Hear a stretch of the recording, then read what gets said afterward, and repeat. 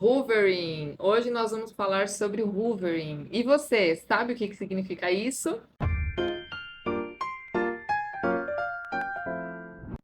Antes de começar, eu já vou te dar um recado que é, se você chegou aqui, é porque você se interessa por esse tipo de conteúdo. Então se inscreve no meu canal, ativa as notificações para você receber a sequência de vídeos que eu vou postar aqui, porque hoje nesse vídeo eu vou falar sobre o hoovering nas relações afetivas. Nos próximos vídeos eu vou falar sobre hoovering nas relações familiares, então em famílias que têm uma dinâmica narcisista, e hoovering no ambiente de trabalho. Hoovering vem de um termo em inglês que é a palavra hoover, que significa sugar. Então, hoovering seria esse movimento de sugar. É o termo que a gente utiliza para falar de um comportamento do narcisista quando ele tenta te sugar de volta pro relacionamento, quando ele tenta te sugar de volta para ele. Então, se você está em um relacionamento abusivo ou você está num relacionamento com um narcisista e de repente você conseguiu, chegou aquele momento em que você criou forças para se afastar e você falou isso aqui não é para mim, ou mesmo você nem terminou o relacionamento ainda, mas você começou a mudar o seu comportamento e você já está dando indícios para essa pessoa de que você vai terminar, ou se você tem se afastado um pouco, aí inicia o processo de hoovering. Para nós, terapeutas, psicólogos, nós que estudamos o comportamento do narcisista, fica fácil para a gente identificar quando o hoovering vai acontecer. Na verdade, quando você chega na tua terapia e comunica ao teu psicólogo, você nos comunica que você está se afastando ou que você terminou o relacionamento, é algo que nós já esperamos que aconteça. É muito, muito, muito provável que o hoovering vai acontecer. Na verdade, estranho seria se o narcisista não fizesse o hoovering, se ele não tentasse te sugar de volta para o relacionamento. O que acontece nesses momentos? O narcisista, ele muda totalmente o comportamento dele. Então, todas aquelas falas, reclamações que você teve ao longo do relacionamento, todas as vezes que você tentou conversar, todas as vezes que você tentou comunicar a respeito de algo que te incomodava e ele nunca te ouviu, nesse momento é o momento em que ele vai trazer aquilo à tona, ele vai reconhecer, talvez pela primeira vez na vida, ele vai reconhecer para você que ele falhou, que ele errou. Ele não acessa isso, mas no fundo ele sabe que ele te magoa, que ele tem errado com você, que ele não tem te tratado com respeito. É muito provável até que nesse momento ele chegue até você e ele fale assim: Mas você nunca me falou isso. Você nunca me falou que isso te incomodava tanto na relação. Você deveria ter me falado que você não iria tolerar isso numa relação. Tudo isso faz parte desse mecanismo do hoovering, que tem a intenção, que tem o objetivo de te trazer de volta para o relacionamento. Lembra lá do love bombing? O que é o love bombing? Aquele momento inicial, quando você está conhecendo o narcisista e ele faz aquele literal bombardeio de amor, onde ele vai de todas as maneiras se esforçar para te conquistar. Ele vai procurar entender as coisas que são importantes para você, as coisas que você gosta, e ele vai atacar aí para realmente grudar em você, para você ficar super apaixonado. No momento do hoovering, o narcisista ele vai fazer a mesma coisa. Então ele pode te seduzir com presentes, ele pode te seduzir com uma viagem. De repente você sempre pediu, sempre falou o quanto você gostaria de viajar junto, o quanto é importante para você terem momentos a dois, ou então de repente que essa pessoa ela trabalha demais e aí ela acaba não dando muita atenção para você. Nesse momento do hoovering, o narcisista ele vai trazer tudo isso para você ou como uma promessa, ou de fato ele vai fazer isso. Nesse momento, a promessa ela se torna muito evidente. Ele vai prometer para você todas as mudanças que ele sabe que ele precisa fazer e que ele sabe que você espera dele. É muito comum ouvir essa frase depois de uma briga, ou então depois de um momento onde houve uma ameaça de rompimento, uma ameaça de separação. Então, a pessoa, a vítima, a pessoa que se relaciona com o narcisista, fala assim: Meu Deus, ele me falou tudo o que eu queria ouvir. Ele me falou tudo que eu precisava ouvir para voltar para ele. E ele vai fazer isso. Ele vai falar tudo que ele sabe que você precisa ouvir. E é impressionante como, nesse momento, ele tem essa capacidade de realmente saber tudo aquilo que você precisa ouvir. Ele pode se utilizar de recursos extremos, ele pode se humilhar para você. Isso é comum, isso pode acontecer. Eu já compartilhei com vocês que eu já vivi um relacionamento abusivo, isso já fazem muitos anos, mas quando eu tentava sair dessa relação, eu me lembro que eu precisava desligar o meu celular. E aí eu passava dias, às vezes semanas, com o celular desligado. Eu desligava o celular da minha casa, porque era numa época aí que a gente usava ainda telefone fixo. A pessoa fazia plantão na porta da minha casa, na minha faculdade. Se eu tivesse viajando, se eu tivesse ido para a praia, a pessoa ia atrás de mim. Então, esse movimento do hoovering, ele pode ser super intenso. E na maioria das vezes ele é muito intenso. E é bem curioso, porque como eu estava comentando aqui, nós já esperamos que isso aconteça. Nós, psicólogos, nós terapeutas, a gente já sabe que esse é um padrão que vai se repetir, é algo que vai acontecer quando você comunica o término. Mas é muito interessante, porque algumas pessoas vêm para a terapia, e aí você vem para a terapia com a seguinte fala: é impressionante, mas parece que o destino continua trazendo essa pessoa de volta para mim. Eu não sei o que que acontece, parece que tem alguma coisa que tenta trazer ele de volta para mim ou me conectar com ele de alguma maneira. Não, isso não é o destino, isso é o hoovering. O narcisista, ele usa estratégias bem criativas e às vezes estratégias que você não imaginaria. Então, ele pode, por exemplo, passar a visualizar os stories de parentes teus ou de amigos seus. E aí ele curte ou ele comenta alguma foto, ele visualiza stories de fotos em que você aparece, ou então ele curte ou ele faz algum comentário em alguma foto em que você aparece.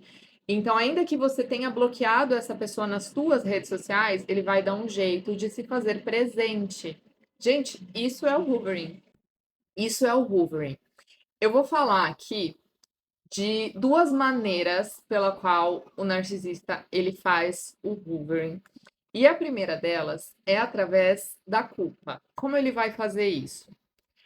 Através de algumas falas onde ele vai sutilmente te responsabilizar pelo sofrimento dele. Então ele vai dizer que tá muito difícil sem você, que ele não vai conseguir encontrar uma pessoa que seja boa igual a você, que cuide dele igual a você, que se preocupe com ele igual a você.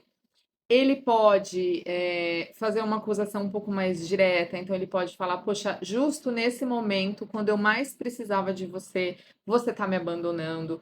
E aí o que que acontece? Você precisa ter em mente que, para você ter se envolvido em um relacionamento abusivo, é muito, muito provável que você tenha o esquema de autossacrifício, que é quando você se sacrifica demais em prol do outro. O narcisista, ele tem uma habilidade muito grande de acionar os seus gatilhos, os seus botões. E de alguma maneira, ele sabe desse teu lado bondoso, gentil, altruísta, e ele vai acionar esse teu lado com essas falas. E é dessa maneira, então, que ele vai agir através da culpa. É por isso que é tão difícil sair de um relacionamento com um narcisista. O teu esquema de autossacrifício, ele vai te dizer: eu sou uma boa pessoa, eu gosto de ajudar os outros, eu ajudo tantas pessoas que às vezes eu nem conheço tanto, às vezes eu nem conheço tão bem, como eu não vou ajudar a pessoa que eu mais amo? E aí você entra nesse ciclo de autossacrifício, você é justamente pega nesse gatilho de culpa. A química esquemática dentro de um relacionamento disfuncional, abusivo, ela é muito intensa, ela é muito forte. Isso significa que essa pessoa, ela vai acionar esses teus gatilhos de uma maneira muito intensa. Ela vai acionar esses teus gatilhos de uma maneira muito forte. E acaba ficando quase impossível para você conseguir romper esse ciclo. Basicamente, quando a gente fala de química esquemática, o que a gente está querendo dizer? Que aquilo que é disfuncional em um alimenta e perpetua o que é disfuncional no outro. Então, o narcisista, ele tem uma necessidade de controle, ele tem uma necessidade de subjugar o outro, às vezes até de humilhar o outro. Ele tem uma necessidade de ser tratado como alguém muito especial, e isso vai totalmente de encontro àquilo que é disfuncional em você, que é o fato de que você se doa demais, você é altruísta demais, você tem excesso de compaixão pelo abusador e você acaba não conseguindo ter compaixão por você, porque de alguma maneira você sente que se você pensar em você e se você se colocar em primeiro lugar, você vai estar sendo egoísta. E isso não é verdade. Você precisa se colocar em primeiro lugar, você precisa aprender a se colocar em primeiro lugar. Vale aqui a gente falar da analogia da máscara de oxigênio. Quem já ouviu essa analogia?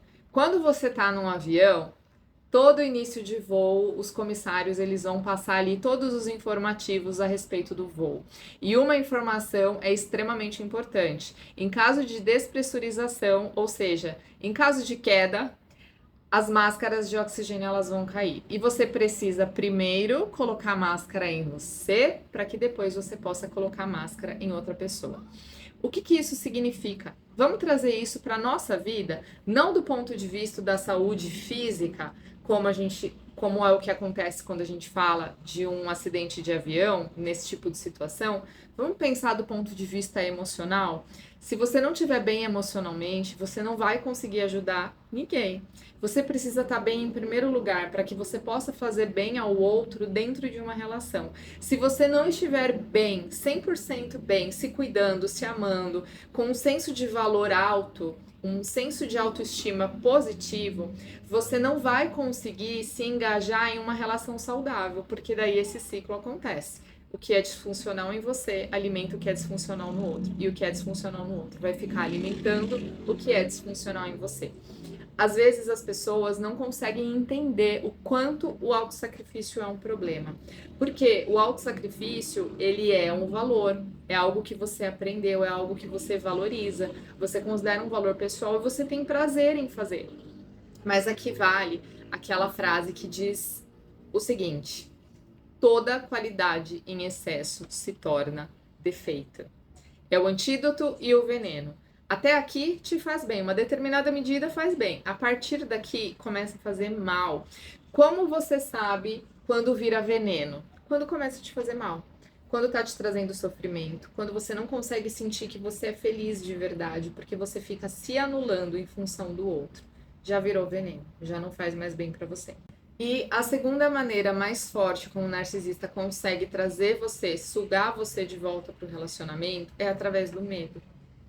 Então vamos pensar. Todos nós temos a nossa criança interna. E a nossa criança interna, ela vai carregar os nossos sentimentos mais sensíveis, as nossas dores, os nossos traumas, as nossas vulnerabilidades. E dependendo da história que você teve, do teu histórico familiar, de como é que foram as relações na tua família, você pode ter desenvolvido uma criança que ama fantasiar. Talvez o teu ambiente familiar ele não era acolhedor, ele era hostil e você aprendeu a fantasiar, você aprendeu a viver num mundo de fantasias para que você conseguisse sobreviver e se sentir bem na tua realidade. O problema é essa criança, ela vai junto com você para a vida adulta e ela acaba te envolvendo demais nesse tipo de ilusão. Você, enquanto está em um relacionamento abusivo, fantasia demais que esse relacionamento ainda vai dar certo. Você carrega uma ilusão de que essa pessoa vai mudar, de que ela vai amadurecer, de que ela vai te ouvir, de que ela vai te entender e que as coisas vão ficar bem. E isso acaba sendo um mecanismo que ele te gera muita dor e sofrimento, porque faz com que você continue investindo em uma relação que só te traz dor e que já está fadada. Todos nós temos alguns medos em comum, e o medo de ficar só é um deles. A gente tem medo da solidão. E o narcisista, ele usa também esse gatilho para te trazer de volta. Ele pode te falar coisas como: você nunca vai encontrar alguém como eu. Me lembrei até de uma música da Beyoncé que diz assim: esquece. Então você tem medo de ficar só, você tem medo de não encontrar alguém melhor. Esse é um medo que a gente adora se agarrar, é uma autossabotagem incrível. Achar que a outra pessoa vai me trair também, a outra pessoa vai me desrespeitar também, eu vou trocar 6 por meia dúzia. E aí o que acontece? Você acaba se mantendo nessa relação, porque você tá preso a esse medo.